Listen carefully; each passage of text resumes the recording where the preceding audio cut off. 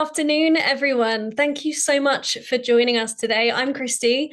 I am head of program management here at Do Think Do, and we are so excited that you're joining us for our next installment of our behind the scenes series. So, what you may have seen just now is a poll that's popped up on screen. So, everyone, get answering that poll. There's two questions there. Is AI a good thing for learning and development? And then the second question, how much are you integrating AI into learning and development? So get your answers on there. Whilst you're all doing that, it's my pleasure to introduce to you the founder of Do Think Do. So Glynne Steele, please join me up on screen. Oh, hi, Christy. Thanks very much indeed. Thanks for announcing. Thanks for getting things going. We'll see you, I'm sure, in a little bit. See you soon. Hi, everybody. It's a few very familiar names on the chat list today. Thank you so much. Here's a few mentions. Amelia, good to see you. Jay, all the way from North Carolina. Steph, nice to hear from you as well. Hans is here from Switzerland, no doubt, or somewhere on his bike, probably. Who knows? Stu, thanks for joining us, everybody. As Christy said, I'm Glynne. I'm the founder of Do Think Do. Welcome to the first BTS of 2025. BTS is behind the scenes with Do Think Do, where we discuss various topics with various guests, sometimes live, sometimes filmed. Great to have you here. We'll be talking today about one of the most pressing and thought-provoking topics of our time, perhaps AI. Now, for any of you who don't know exactly what AI means, well, it stands for artificial intelligence, just in case you weren't aware. And we'll be talking about its impact on human intelligence. And I wonder what that is, and I wonder what that means to you as well. And of course, as always, with special reference to learning, development, leadership, and people capability. So the AI revolution, it's at a critical point, isn't it? It's actually been going since at least 1950 when the Turing test became a really important part of computing. But like many actors who supposedly burst onto the scene, they've been beavering away in the background for many years, and this is what's been happening with AI, but it's at a critical point. And when I speak with learning leaders, I do hear a mix actually of uncertainty, curiosity. AI is evolving rapidly and it presents us with opportunities and challenges. And for all of us in the world of people capability, we are going to be under pressure to support our organizations in adapting, perhaps even replacing some of the tasks that may once have been done exclusively by human beings. So what does this really mean for us? How do we balance efficiency with the deeper value of human intelligence? The other point in question, of course, is talent development. And many of us here today are responsible for engaging people, nurturing talent, but we're also operating in a world where time and attention spans, budgets are increasingly being squeezed. So AI then presents an intriguing proposition. It promises speed, convenience, but how do we ensure that it enhances rather than diminishes the quality of learning and development? So these are some of the critical questions we'll explore today in the 84 hours that we have allocated. No, wait, 30 minutes. Well, I don't know how we're going to do it justice in 30 minutes, but we're going to try. So I'm very keen, as Chrissy said, to get your input. Please put your thoughts in the chat. Please put your feelings in the chat, because actually they're different things. I'd be keen to know what they are. Also your questions in the chat right from the start. And I can see it's already going a little bit crazy. Oh, Miguel, nice to see you. Thanks for being here. So stick them in the chat and Christy will go through them. She's the ever-present Christy, in fact, and she does comb through the chat and help to shape the next 45 minutes. We'll have a bit of Q&A towards the end. So if any of you fancy coming up on screen to chat to me and my guest, then we'd love to have you. Talking of which, to help us navigate this complex landscape of artificial intelligence and human intelligence, my guest on BTS today is one of the best known people in L&D land, which is not surprising as his main role is as the co-founder and CEO of the LPI, that's the Learning and Performance Institute.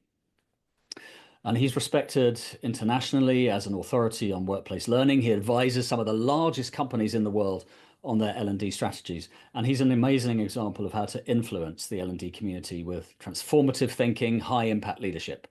So I'm delighted to welcome to BTS today, Mr. Ed Monk. Hi, Glenn. Really nice to see you, and thank you, Christy, as well for opening up. I'm really excited about this. Right on cue.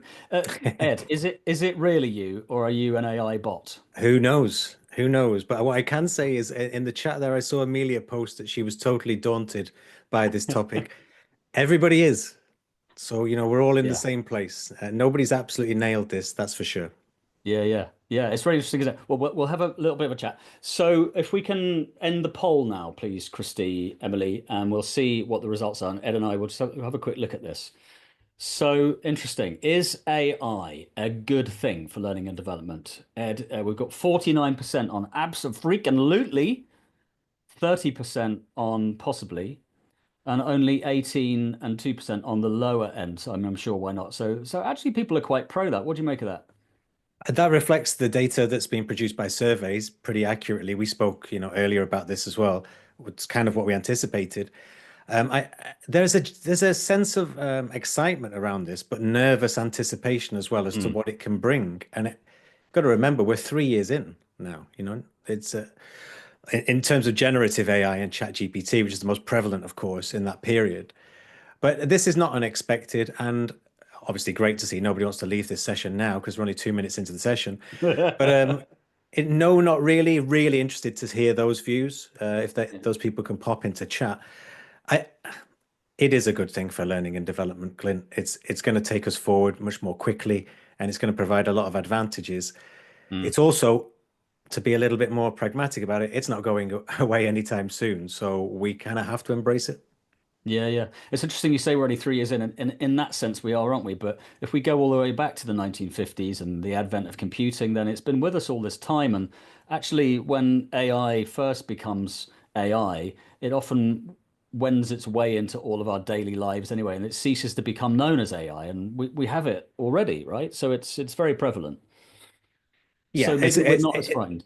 it's a way of it's a way of life now, really. It's going to be Yeah, part of our yeah. life in the same way the internet is. And as the example I've often used is I was the first or second year in this country to do the maths GCSE with a calculator. It was a GCSE as well, but my elder brother wasn't allowed to use calculator. He was just 2 or 3 years too early, and he felt I was cheating at maths.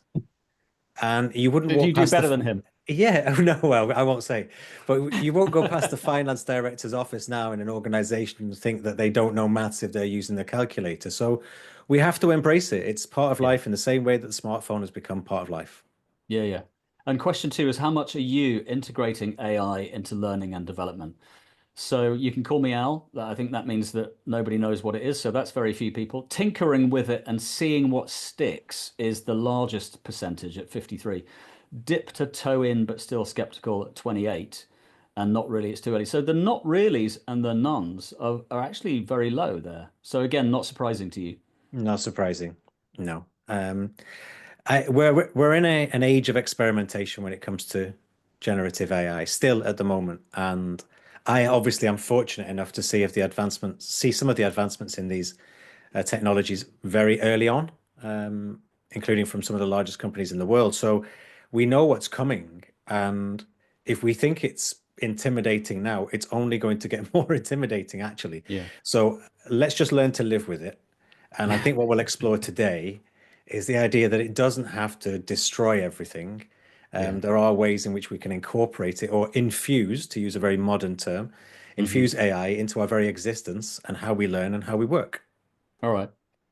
Brilliant. Well, we've got another poll coming up later. We'll throw that in a bit. But so very interesting kickoff there. So let's go back to some definitions, Ed. What is the fundamental difference then for you between artificial intelligence and human intelligence? Okay. It's how it lies in how we process information and learn, or how information is processed and learnt. So if you look at human intelligence, that's based on biological cognition. So it's shaped by emotions, it's shaped by consciousness, experience, and humans learn through reasoning and intuition, creativity, and they make connections that go beyond just the data, for example. And humans can understand abstract concepts, of course, as well, and apply common sense. AI, on the other hand, is clearly based on computational processing. So that's learning in inverted commas from structured data, patterns, and algorithms.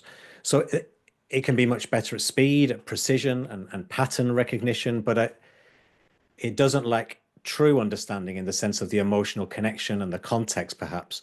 And that self-awareness doesn't exist either there. So it doesn't think or understand in a human sense. And I guess trying to summarize it, and it's a question we get asked a lot at the LPI, HI is contextual, it's creative, it's self-aware, and AI is pattern-based, task specific, and data-driven. That's how I would summarize it. Mm. And you said HI there, you mean human intelligence. This is how it's becoming referred to. Yeah, I've decided to call it that today. I've And heard you call that's it that before. yeah, I mean but that is the world I mean, literally this morning, as I told you earlier, I woke up in the night last night thinking, what is that combination between learning and modern leadership that exists? And it was a really awkward portmanteau of learnership. But the more I got into it, the more I started thinking, this is it actually. This is what really matters. We're not living in an age where knowing everything is important. Satya Nadella, the CEO of Microsoft, said exactly this 2 or 3 years ago. He didn't want a know-it-all culture in Microsoft. He wanted a learn-it-all culture. So Mm. humility is really key now in Mm. leadership, and that acceptance that everybody can access the same information. It's what we do with it that counts. Mm. So just you said learnership. We've talked about this a little bit, but can you just give us a definition from your point of view what you mean by learnership? Well, success in any form now, it isn't just about what you know. So everything's changed. It's a knowledge economy in a different way. It's about how quickly and effectively you can now learn. So traditional leadership would look, and me personally, I would as well, would look at emphasizing vision, strategy, execution. Those would be the three things that you would focus on. But that can overlook the new critical things, that ability to continuously learn, to adapt, to evolve. And that's where this idea of learnership, I think, comes in. So it redefines leadership as a continuous process of learning and obviously leading through learning. So that capacity, that capability to acquire knowledge, apply it and share it in a way that drives individuals, and it can drive companies as well. So Mm. you're talking about things like agility, innovation and growth, talent retention. They're all affected by strong learnership skills. I get that I've made that word up, learnership. I think it's a good one. And if anybody It's wants a to good take one. it, they can. But it's just the idea of combining the humility of knowing you have to constantly be learning as a leader and Yeah. exhibit those leadership skills. Yeah. I think you need to claim it, and I think you need to put a few posts on that, actually. Yeah. Um, I think technically now it's out there, isn't it? Isn't it unofficially mine? well, clearly it is. I Yeah. mean, like 1 million people have just heard it Yeah. I need to right go on now. those URL sites and see if I can register it if nobody else Yeah. does that in the next 44 minutes. Crack on. Mm, So interesting then. So you mentioned this idea of the machines being driven by patterns, and they're not sentient, and that human intelligence is much more self-aware. mm, I'm just going to mention this because I think I've been fascinated by this. I read a novel a few years ago by Ian McEwan called Machines Like Me. I don't know if you've read this or heard of it, but it's about a guy who buys an android. It's a humanoid android, a robot, and it comes completely empty. And he plugs it into the power, and then the first thing it does is downloads the entire internet into, mm, into its memory banks. And there's a really interesting scene in this novel where the owner, Charlie, of the robot, who's called Adam, has he's encountered the robot doing something that he didn't like, and so he goes for the kill switch on the robot, mm, which is at the back of the base of his neck at the back, right? And his hand accidentally grazes the robot's cheek, and before he can hit the kill switch, the robot's got his hand in a vice-like grip, and it mm. squeezes so hard that it breaks his wrist.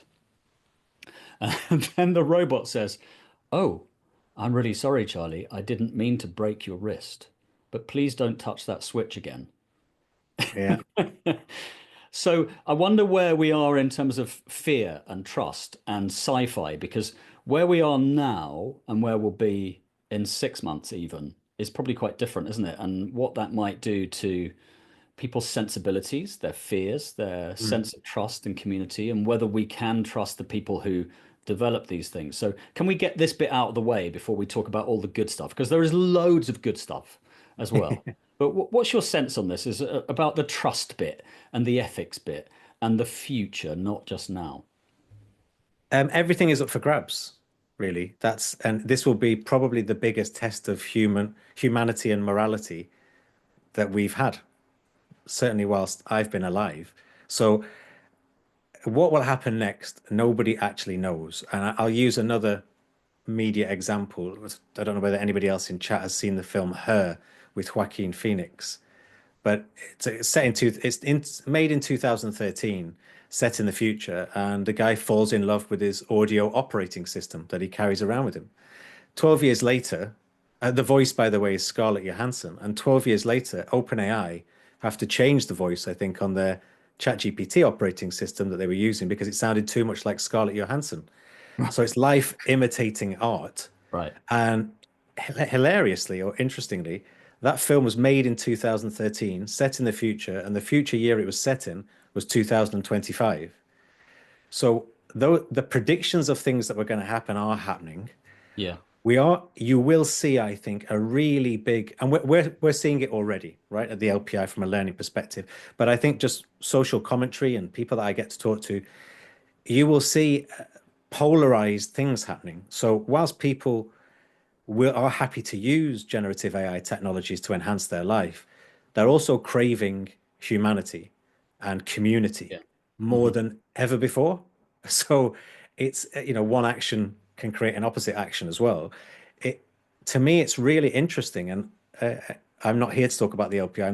Here to talk about this particular topic. But just as a data point, our classroom-based courses are becoming more popular than any point in the last 10 years in an age where access to information digitally is unprecedented. So I think it would be a mistake to think that the rapid evolution of generative AI technologies will replace those really meaningful experience. And as you know, Glynne, we've spoken about it when we've met in the past. This is the topic that I get asked to talk about internationally. Yeah. What I'm referring to is the convenience efficacy paradox. Yeah. So if you're looking at that the idea of the machines becoming so good that people forget their machines and they can, confuse things or conflate things. If we don't have the right educational context on the differences between them, it could be dangerous. But I think AI will actually augment human intelligence. That's my take. We'll talk about this convenience efficacy paradox in a little bit more detail in a minute, if that's okay. But let's have a look at some of the chat here. So, super interested in the topic, says Matthew, and its ability to enhance the human experience. Most interested in ethics and the best way for people to use the quote tool. Very interesting. I think a challenge, says Julia, will be balancing the expectations of governance and regulators where we're working in a regulated industry with high bar for training delivery. This is really interesting, isn't it? Because things can take a long time to go through regulators and be okay. I wonder how we get around that, or how the AI people get around that. Is an interesting question.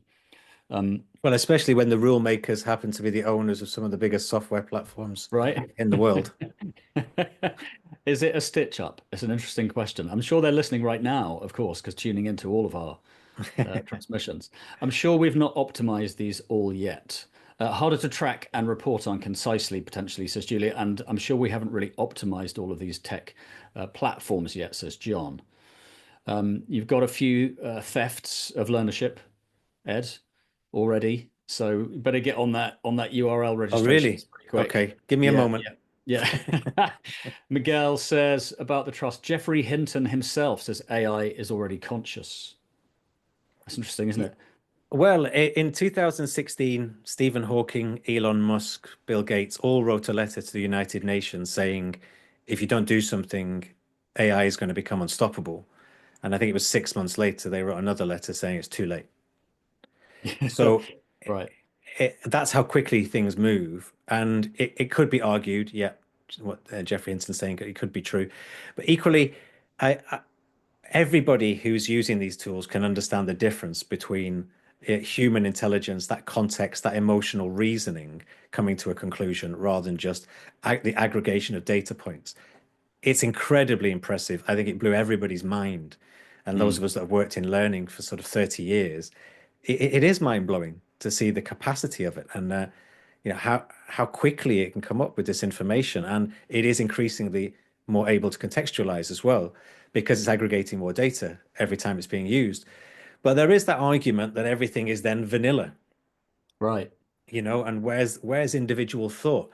Yeah, I can't remember the actual data on this, but if you look up the artists that have been at number one for the last however many years, 30 years, it's 99% individuals. Hmm. Whereas in the 80s, it was the last decade where you had at least 30 or 40%, I think it was, of groups Mm. because they were artists and they were creating material. Now obviously it's a multi-billion pound industry. The aggregation of data will tell you that that type of song will do really well. So we're all getting averages, mean averages Yeah, back. yeah. Watch out in the next few years for incredibly disruptive thought. That's what I think art will make a renaissance of art because we need to Yeah. be able to demonstrate that we're not all making the same things. Well, I was just going to say that actually what you've just described there doesn't mean that teenagers don't want to stop making music in their bedrooms and their garages, does it? They're just still going to bang the drums and see what they can do with sound and express themselves. That's a human quality. The question is whether it finds a market, I guess, isn't it? And that's the interesting thing. But Um, but you artisans will play a huge role in our lives. of course. So we can all buy on Whoosh in 10 minutes a loaf of bread can arrive from Tesco's. Other brands are available. But equally, we could go to a market and pay a stupid amount of money for a small sourdough bread that's been made by that individual. And I think there's room for both. Yeah, yeah, yeah. Frank says, I honestly think there's less to fear than from AI than there is from human laziness. That's eager to hand off an increasing number of creative tasks to a technology that is not creative at all. AI is simply derivative, he says. AI will not break our wrists, and I guess he's responding to my sourcing of the novel there by Ian McEwan. It will break our connection to reality. Okay, that's an interesting thought, isn't it? But I wonder if what you're saying, Ed, is that that actually probably won't happen because we'll always find a way around and find the human connection in the end. There'll always be some reason for that. Well, what are the drivers for humanity? What do we enjoy? At the moment, I would argue it's pretty difficult to fall in love with ChatGPT. Mm. So there'll still be that desire to have strong connections with other human beings. And there are more community groups, as in face-to-face human community groups opening, certainly in the UK, than ever before. So people, yes, you can join internet-based groups for common interests, but equally, people really want to hang out with other people. And when they can't, by the way, look at what happens. Mm. So, we couldn't hang out with each other during COVID, which just, was really pre-ChatGPT, pre-Gen AI. But people craved it, and Mm. it brought humanity closer together. So I'm very hopeful for it. I think I don't want to say it's a side issue to look at the ethics and regulation because that would be an incendiary comment. It's something that we need to obviously be aware of, and it mustn't be used for improper reasons. But equally, if we try and be too anti this, we're going to be at a disadvantage as a society. So those who are incorporating it and learning how to use this effectively, ideally for the greater good, then let's champion those. So if we bring this back to learning then, what we're saying, and this is what we find as well at Do Think Do, Ed, and you're saying this, is that the human experience is really paramount. And I know that you and I have had many conversations before about the two polar opposites that concern businesses, which is AI and human interaction. And so what we see is a greater desire for people to have human interaction, whether that is online or whether it's in the room is somewhat immaterial. It is still human beings coming together to engage in a learning experience. So, if given this is true, what are some of the benefits here, Ed, for AI and building this in to our approaches to learning at organizations? I think it's about incorporating it into what we do already as option number one. So it's not one or the other. We can actually utilize both really effectively. I think you can also look at how this will enhance the idea of knowledge transfer very quickly. People make the mistake of thinking this is an isolated experience when we're using generative AI tools, okay? And it's one of the best sessions I've ever been to in 30 years of working in learning and development was at Microsoft's flagship headquarters, commercial headquarters in London on Oxford Street. And we ran a small group of 40 people attending that. They were all chief learning officers or heads of learning. They were put into 5 tables of 8, and they were each given a particular task to do and asked to work collaboratively. That I didn't expect. The idea that it's a collaborative tool. The way that people work together to source information, share things, create a plan with Gen AI as their assistant, all 8 people on that table had an assistant.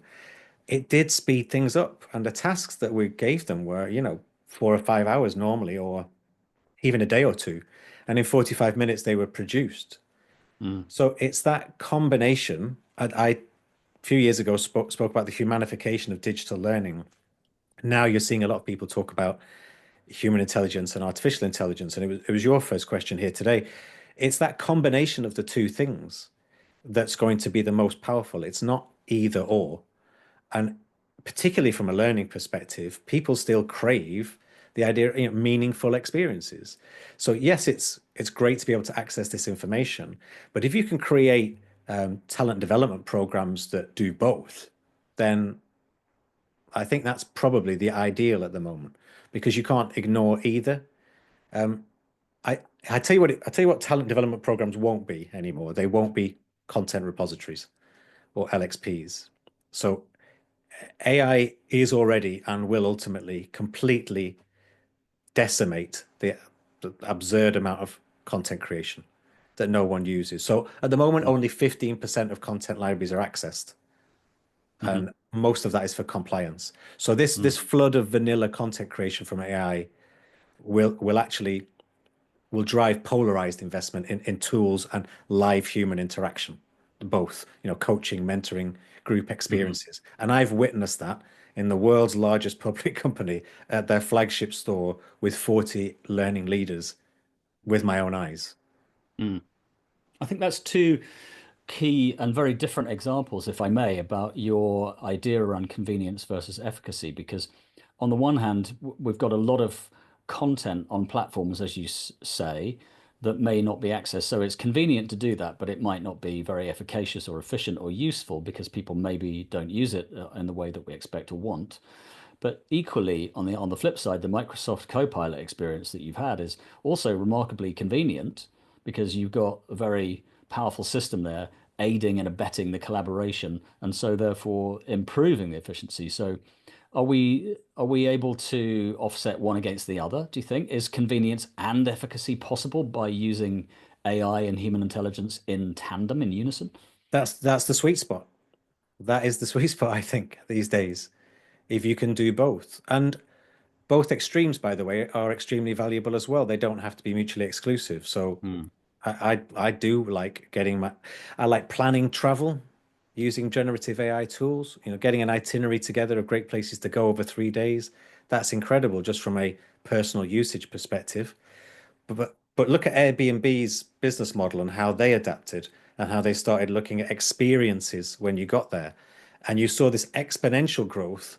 And I think this is a really good example, actually, off the top of my head, if I do say so myself.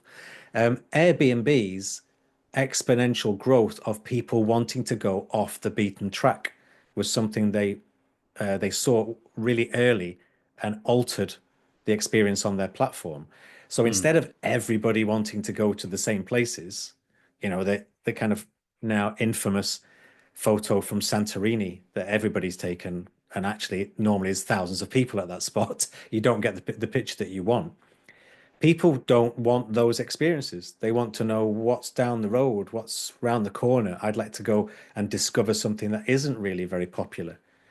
So if you go on to ChatGPT and source information, it might not necessarily be great at offering you off the beaten track, in Yeah. inverted commas.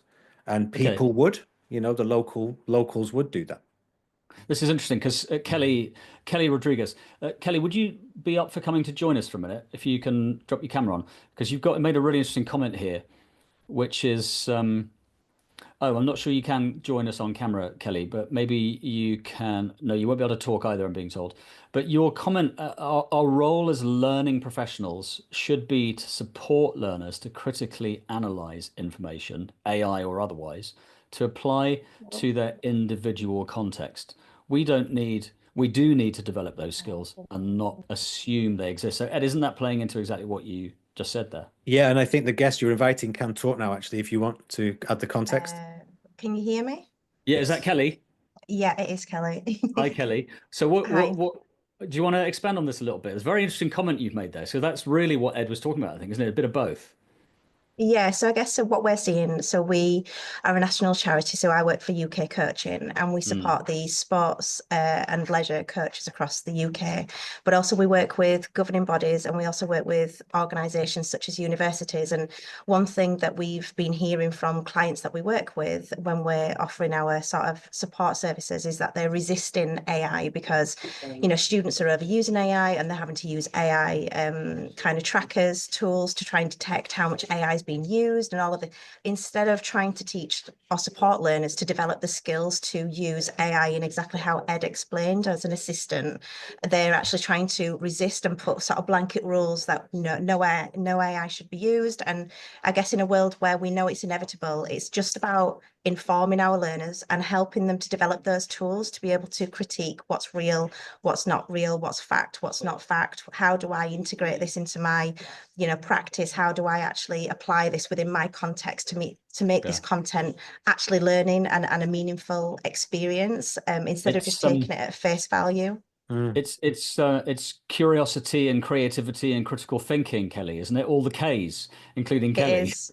Yeah, exactly that. And the analyzing, and the justifying and all of those Yeah, sort of higher level critical skills that we need learners to be able to have just in life as well as part of learning and when using AI generated content. Yeah. And it's a struggle sometimes to get people to that kind of stage. So it might feel sometimes, Ed, thanks, Kelly, very much for joining us. Thank you. It might, Ed, feel a bit like pulling teeth sometimes, getting people to develop these skills because they are hard work and effortful, aren't they?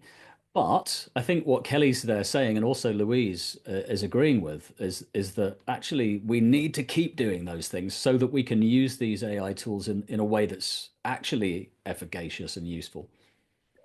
Yeah, the most employable skills, according to the World Economic Forum, are still problem solving, creativity, critical thinking, the very human skills. But it would be a mistake to think that we don't need to be using AI. Microsoft launched a workplace report, sorry, and it wasn't, it was generic. It wasn't trying to drive Microsoft good stats for Microsoft, but 66% of employers would only employ people with AI skills now. And that's so quick that's happened. I mean, we wouldn't have even thought about it 3 years ago. So you've got this contrast of the most employable skills being the human skills, but you've also got the reality, the pragmatic reality being that these are required now and expected, Louise Mumford, if you can come and join us, if you want to just expand on your point, but you say that you were literally just teaching a course on 8D problem solving and asking your learners to synthesize, evaluate, analyze information to create a problem statement. These are high level analytical skills, and they could have used ChatGPT to do this and avoided the brain ache. But thankfully, they created one without the use of AI. And as such, I'm glad they didn't abdicate these analytical skills in the process. Louise, are you there? Are you with us? I am indeed. How was that hard work getting them to agree to that? Or did they just go, no, we'll do it anyway?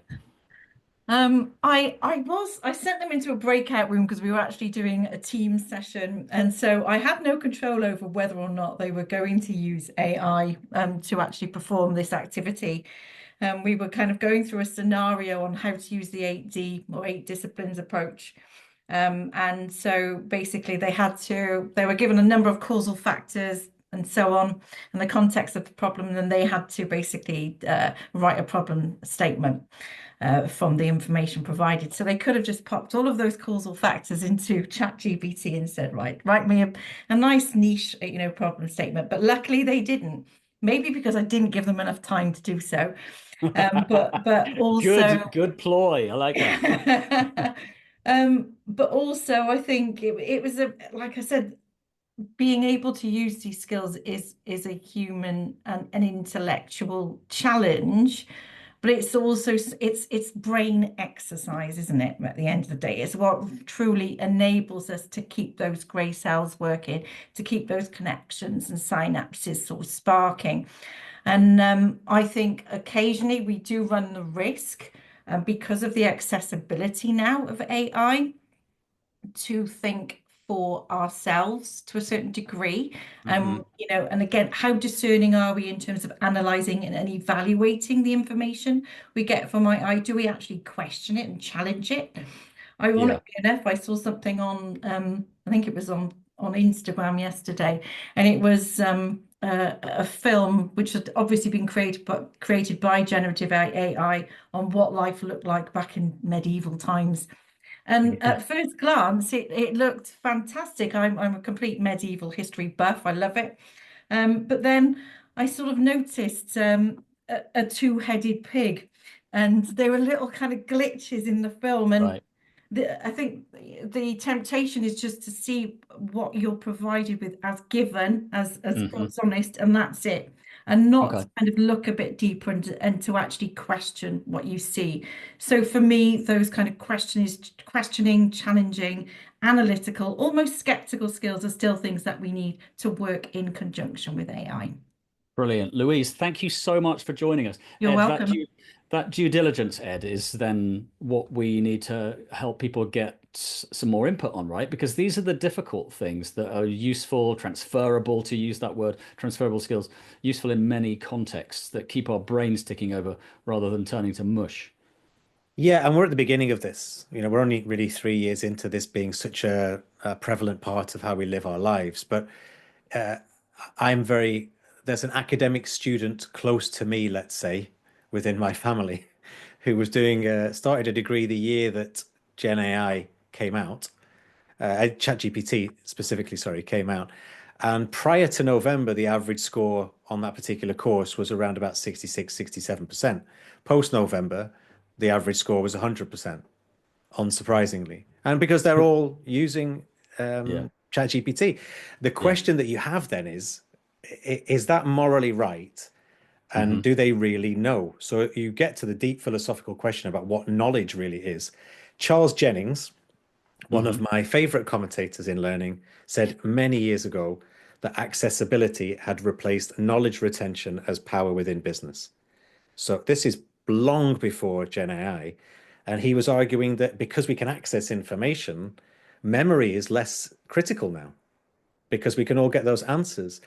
But it doesn't necessarily mean that equates to skills and ability to do jobs well. It's information. Very, very interesting here that there's a comment here from, where is it? Oh yeah, from Gemma Glover. A friend of mine described himself as AI first here in the chat. Every single task he's given at work, he first tries to address with AI. Yeah. Is that an experiment, Ed? Do you think that person's doing? Are they just seeing what they can do with it, or are they relying? Is their brain turning to mush, or are they just interested? Are they curious and critical? Well, if Gemma's there, she can put in chat, I guess, what the role is that the person's doing. But there's nothing wrong with that as long as the previous caller, I was going to say then, the previous person that was on tech lead. Well, there you go. I mean, that's unsurprising then, I think, and I'm not stereotyping that one would expect that. But the previous person was arguing, that the importance of context and critical thinking and not being totally reliant on AI.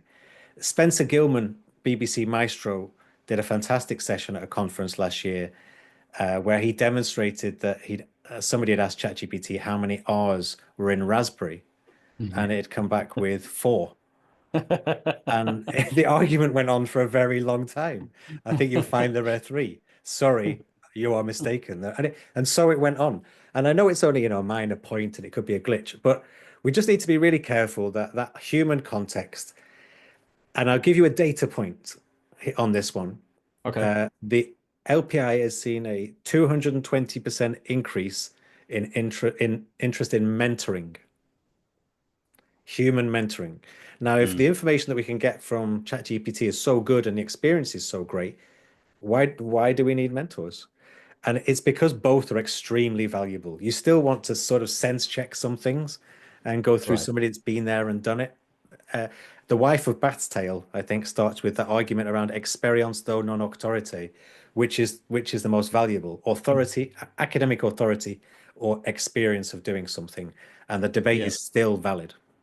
Well, as it is, isn't it? And we can only base things on what we know now. As John's suggesting here, is that he's quoted a leading futurologist, doesn't name who it is, but the next few decades will witness technological advancements equivalent to what previously took centuries. So we don't know what's coming around the corner. I mean, Raoul Pal, who's an financial investment analyst, said before Christmas that agentic AI within 6 months, so the second half of this year, would be able to set up your company from scratch, do the website, hire the people, decide what to sell, whether it's goods or services, identify the ideal market, and make it work, and you won't have to do anything. So very interesting. But the point is, we crave human experience. So how do we, in our final minutes, Ed, how do we create a culture then of connection where in learning and development, because that's our particular interest, right? Where brilliant thinking thrives. And what that means is, how do we utilize AI, the best of it, and the best of HI, human intelligence? How do we, in your view, make that work? It's the big question, isn't it? I mean, AI is this unbelievably powerful tool, but quite honestly, I think it's all about the verbs.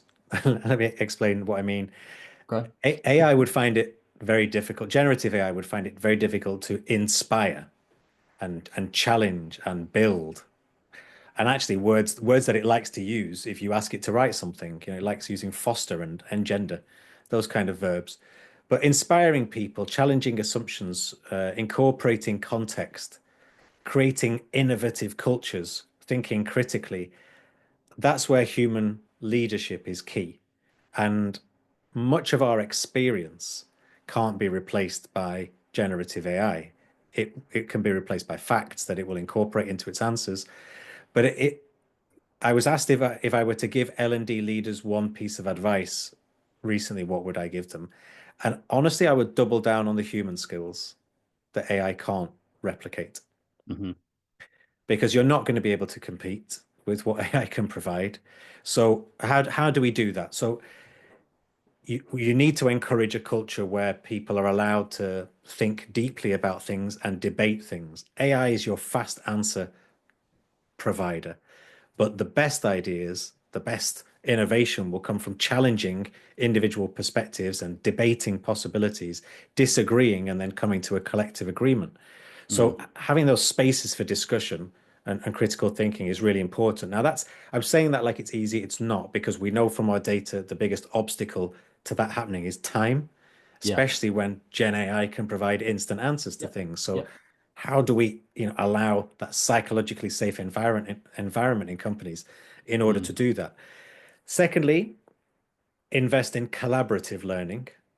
So whilst AI can automate certain tasks and it's incredibly efficient at doing that, true human innovation happens when we're together at best.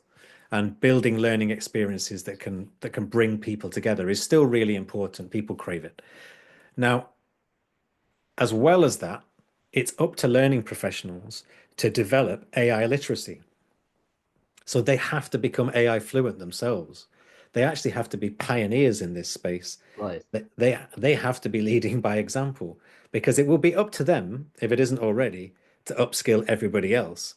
And boring comment now, but the EU AI Act requires this. People have to have basic AI proficiency. by the third quarter of this year. So it's not, something we might want to entertain looking at.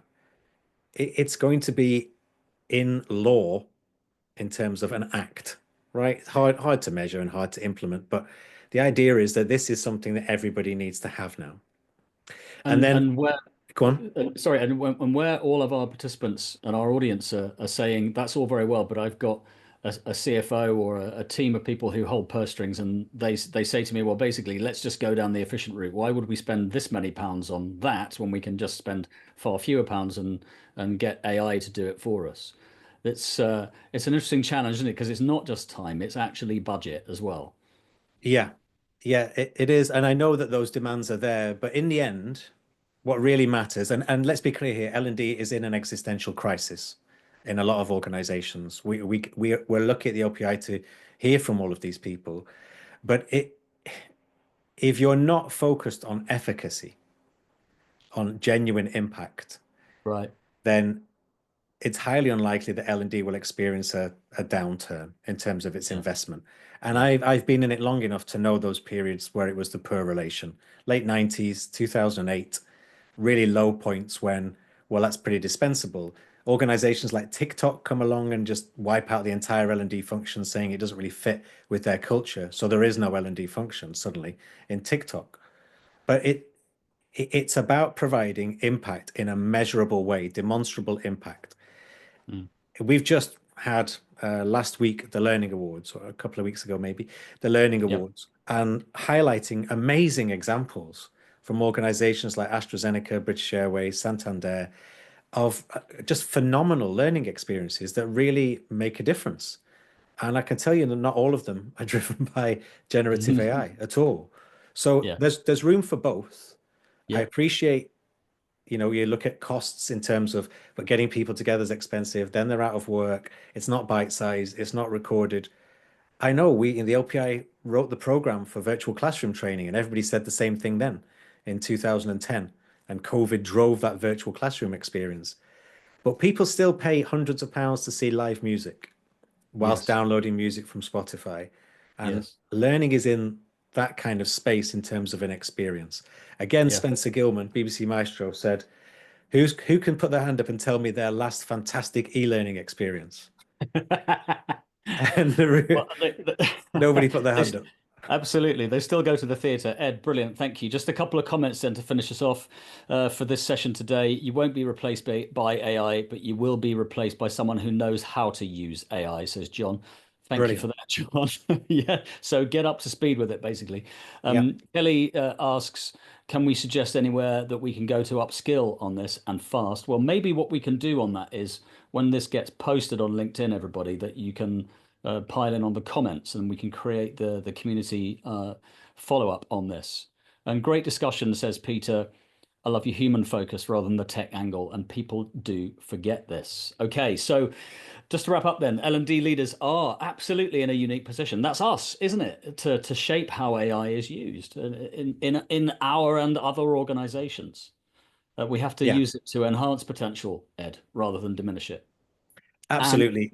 And if we start doing it now, we'll be ahead of the curve. That's don't wait, just start. We said at the beginning of the conversation, is everybody else doing this better than we are? They're not. Nobody's doing it really well. Three things.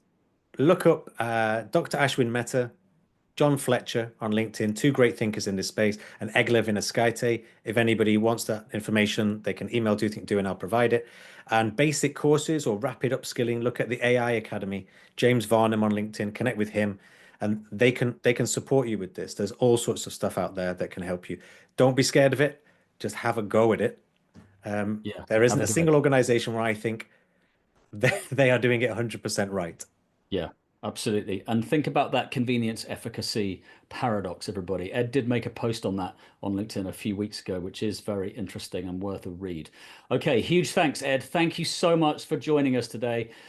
Speed the plow to your taxi, a human-powered taxi, I'm sure. Face-to-face meetings, who'd have thought? It will have AI in there somewhere, I'm sure. The next BTS will be around positive performance management with a small panel of guests this time. We'll confirm the date very soon with our mailings and on LinkedIn, so keep a lookout for that. keep a lookout for this one when we post it. And we've also filmed a couple of BTSs recently that we'll be putting out bits of in a different kind of way. So thank you everybody very much for joining us, for your comments in your chat, and let's keep the discussion going. Thanks again for now. Goodbye.